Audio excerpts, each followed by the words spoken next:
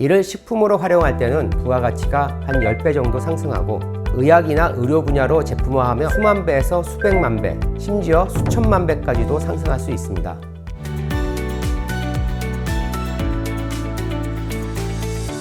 안녕하세요. 포스텍 차영준 교수입니다.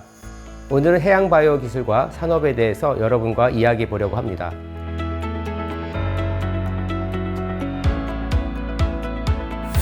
먼저 여러분께 질문 하나 해볼게요. 우리 지구는 육지와 바다 중에 어디가 더 면적이 클까요? 네, 맞습니다. 바로 바다입니다. 이런 해양, 즉 바다는 지구 표면적의 71%, 그리고 지구 부피의 90% 이상을 차지하는 거대한 영역입니다. 그래서 워터 플래닛이라고 부르는 것도 틀린 말이 아닙니다. 생명은 바다에서 시작되었다는 것이 정설로 받아들여지고 있습니다. 놀랍지 않으세요? 바다는 환경이 정말 다양한데 그 중에서도 특히 극한 환경이 많습니다.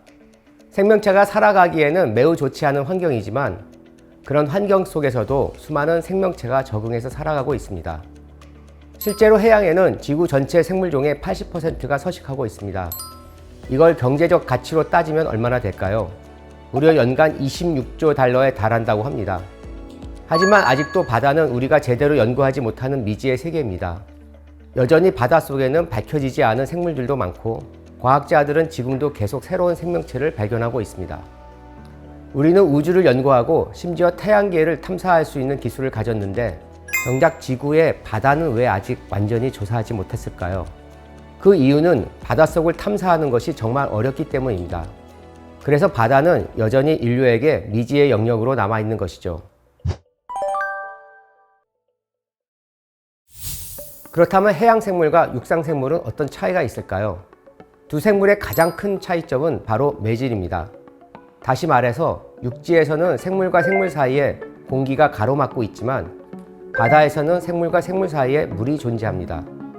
그렇다면 공기와 물, 어떤 환경이 더 외부 침입이 쉬울까요? 정답은 물입니다. 물 속에서는 다양한 미생물이나 외부 물질이 쉽게 퍼질 수 있습니다.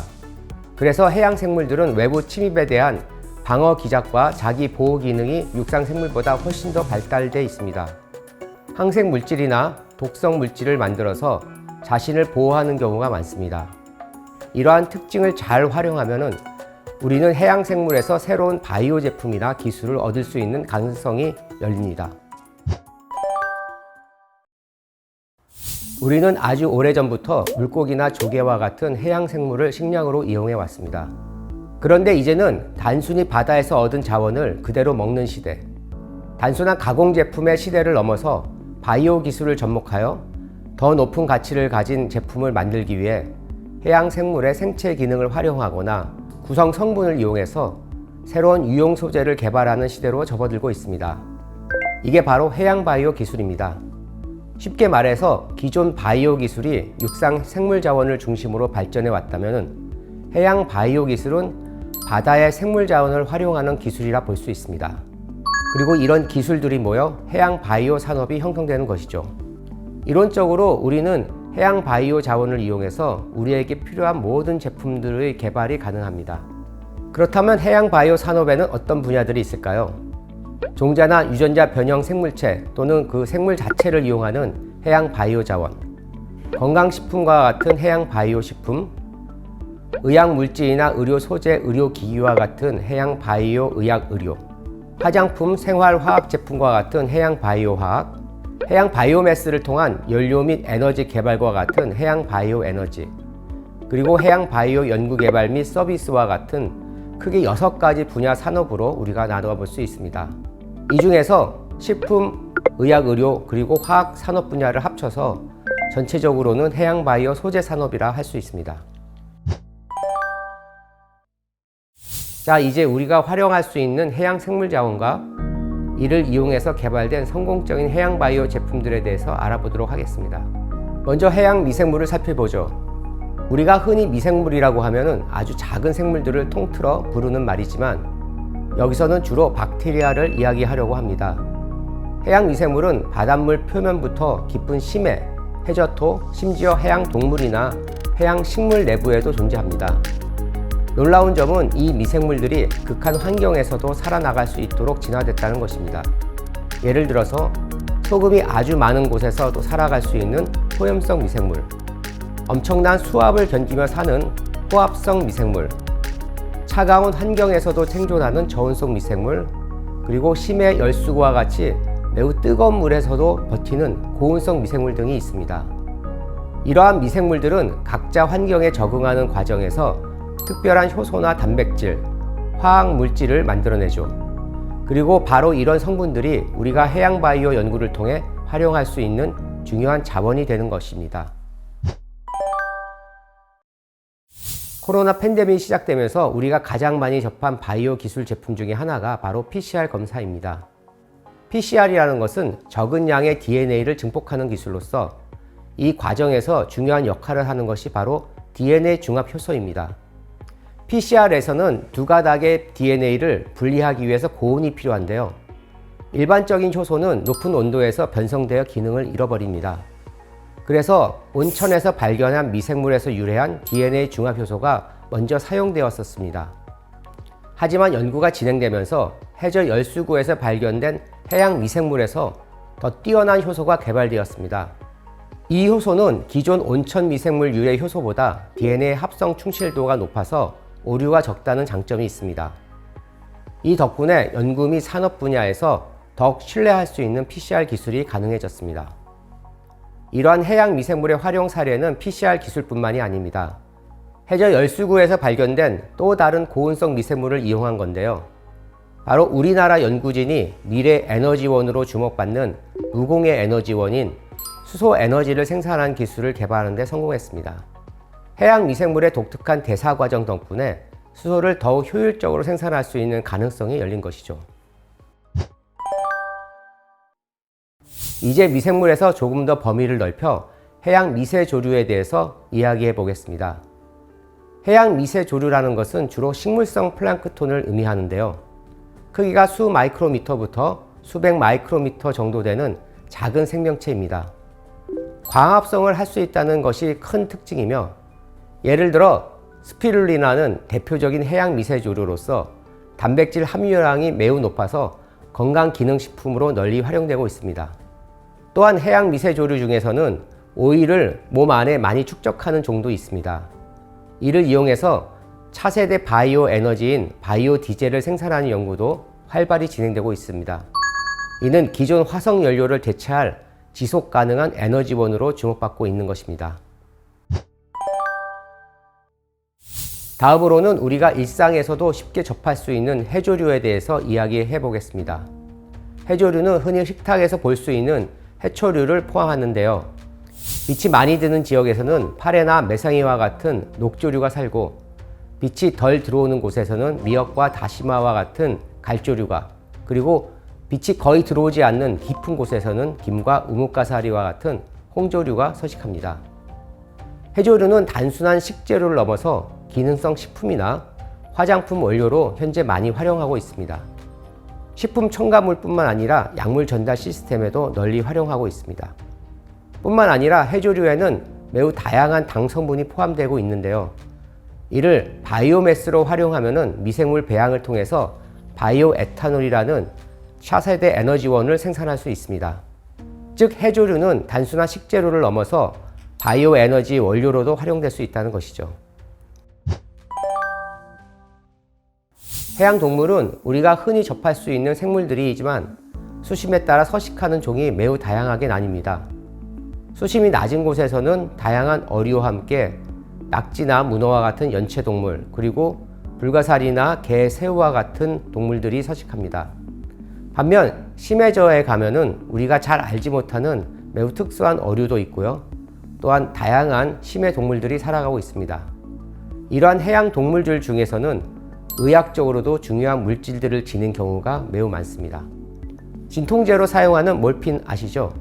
이 몰핀보다도 1000배 이상 강력한 것으로 알려진 청자고동에서 분리된 강력한 진통 물질이 자이코노타이드입니다.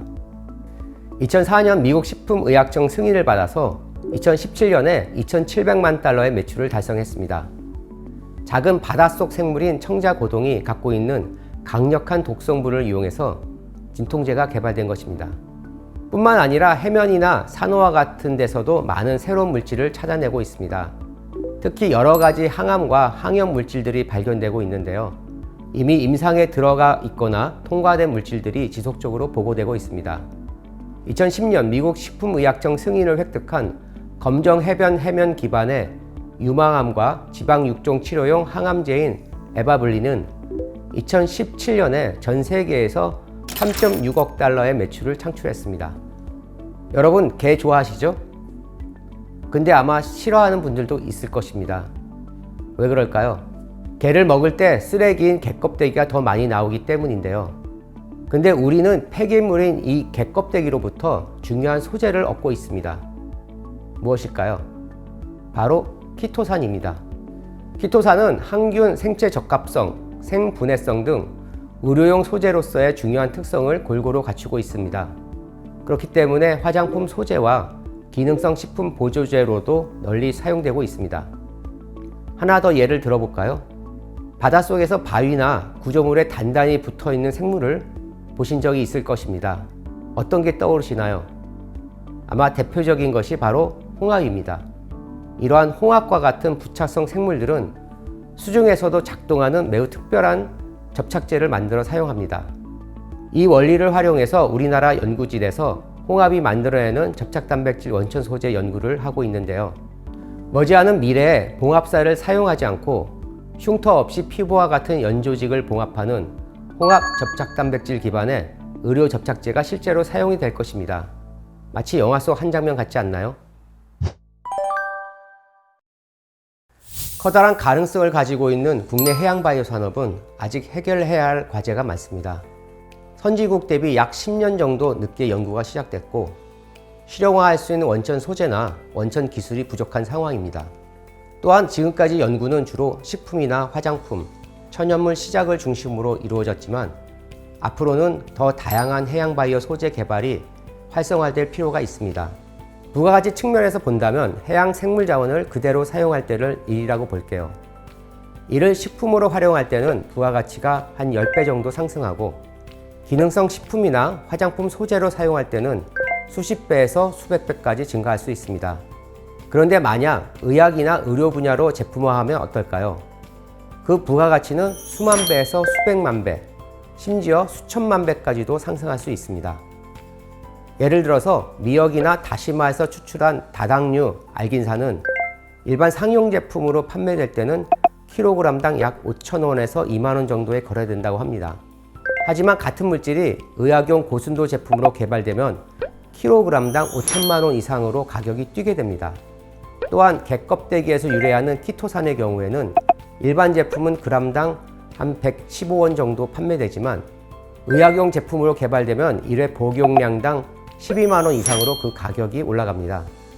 그런데 문제는 우리나라가 85% 이상을 해외 수입 원재료로 의존하고 있다는 것입니다.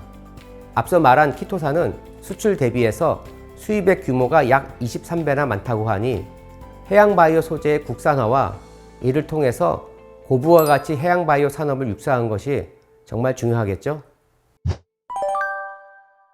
세계 바이오 산업 시장은 2020년 기준으로 약 560조 원으로 추정되고 있으며 이 중 해양 바이오 산업은 2022년 기준으로 약 8조 원 규모로 평가되고 있습니다. 이는 약 1.5% 수준으로 아직은 그 비중이 크지 않지만 연평균 8.7%씩 매우 빠르게 성장하고 있습니다. 2030년에는 해양 바이오 산업 시장 규모는 약 15조 원에 이를 것으로 예측되고 있습니다. 그렇다면 우리나라는 어떨까요? 현재 우리나라 해양바이오 산업 규모는 2022년 기준으로 약 7천억 원으로 추정되고 있습니다. 이는 국내 전체 바이오 산업과 비교해서 약 3% 수준밖에 되지 않습니다. 우리나라는 아직도 규모가 작고 영세한 기업이 주를 이루고 있는 현황입니다. 미래 산업에서 경쟁력을 가지려면 핵심이 되는 원천 소재나 원천 기술을 확보하는 것이 매우 중요합니다. 그 중에서도 해양 생물로부터 원천 소재를 확보하고 이를 실생활에 활용할 수 있도록 유용한 제품으로 개발하는 것. 바로 해양 바이오 기술의 성공 가능성은 상대적으로 매우 높다고 할 수 있습니다. 이미 해양 바이오 기술이 적용된 성공적인 제품들이 점점 개발되고 있고, 이제 멀지 않아서 우리 주변에서 더욱더 많은 해양 바이오 제품들을 볼 수 있을 것입니다. 이렇게 바다에서 얻은 새로운 기술이 우리의 삶을 바꾸는 날이 멀지 않았다는 것이 정말 기대되지 않나요? 지금까지 포스텍 차영준이었습니다. 감사합니다.